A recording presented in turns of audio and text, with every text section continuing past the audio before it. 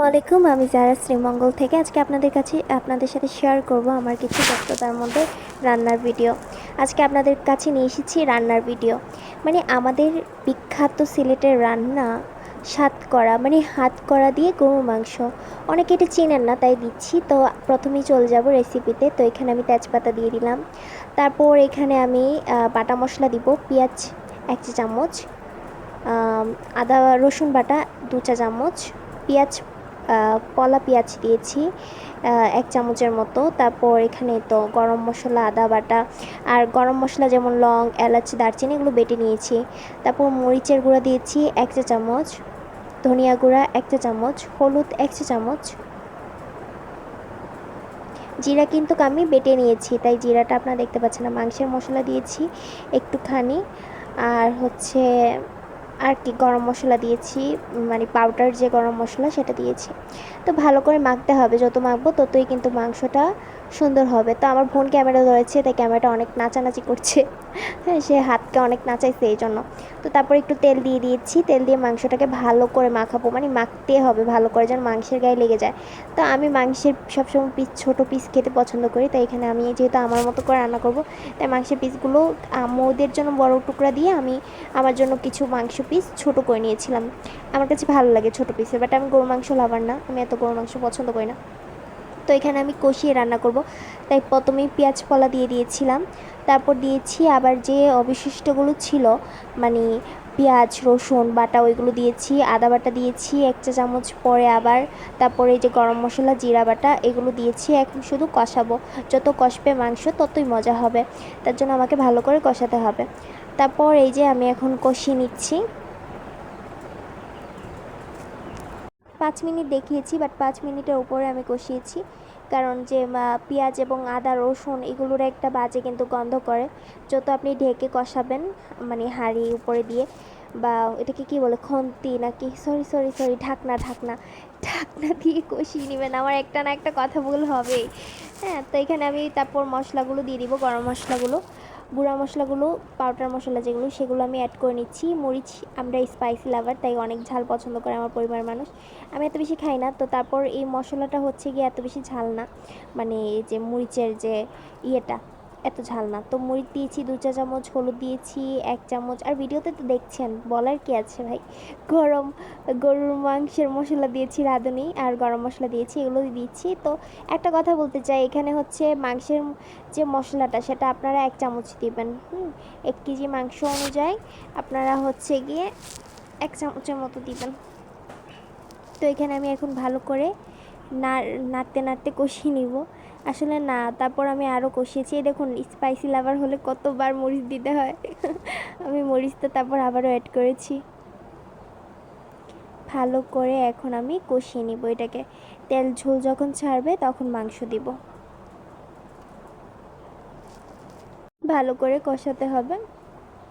দানা দানা কিছু মশলা ছিল, সেগুলোকে আমি ভালো করে নেড়ে করে নিচ্ছিলাম। এটা কিন্তু পরের ভিডিও, মানে আমি কিন্তু মাংস দেওয়ার পর যে লুকটা এসেছিলো। তো তারপর আমি মাংস দিয়ে দিব। এখানে মাখানো মাংসটা আমি কিন্তু মাখিয়ে রান্না করি নাই, কিন্তু কষিয়ে রান্না করেছি, কিন্তু আমার দুটাই হয়েছে, মাখানো হয়েছে কষানো হয়েছে। মাখিয়েছিলাম এই জন্য যেন মাংসের গায়ে প্রত্যেকটা মশলা লেগে যায়, ঠিক আছে, এই জন্য কষালেও ভালো করে লেগে যাবে। তারপরও আমি মাখিয়ে নিয়েছিলাম। আর তেজপাতা, হ্যাঁ তেজপাতা হচ্ছে আমি এত পছন্দ করি না, তেজপাতার ফ্লেভারটা আমার এত ভালো লাগে না, তাই এখানে আমি 2টা মতো তেজপাতা ইউজ করেছি, তাও হচ্ছে হাত দিয়ে ছিঁড়ে। দেখবেন তেজপাতা না একটা বেশি হলে এক্সট্রা ফ্লেভার করে, আমি অনেককে দেখেছি তেজপাতা একসাথে 4-5টা দিয়ে রান্না করতে। এই রান্নাগুলো আমার মনে হয় না এত ভালো হবে, কারণ তেজপাতার একটা গন্ধ করে, বাট অনেকের হয়তো ভালো লাগে।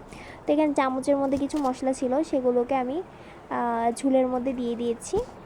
তো ভালো করে এখন আমি কষাবো। গরম পানিও দিয়ে দিয়েছি, কষানো হয়ে গেছে, তারপর গরম পানি অ্যাড করছি।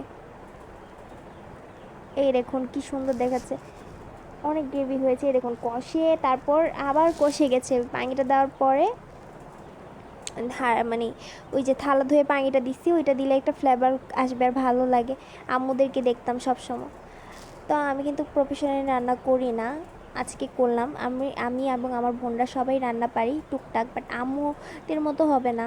তো তারপরেও আমি ট্রাই করলাম সবার জন্য একটু মাংস রান্না করবো। আর আলু প্রচুর পছন্দ করি আমার ঘরে। আমার আব্বু আর বোন পছন্দ করে না, বড় আপু, ওরা শুধু হচ্ছে গিয়ে কালো বোনা যে হয় না ওই রকম মাংস খেতে পছন্দ করে, একদম গায়ে লেগে থাকবে মশলা। তো এখানে আমি আস্তে আস্তে রসুনগুলো দিয়ে দিব।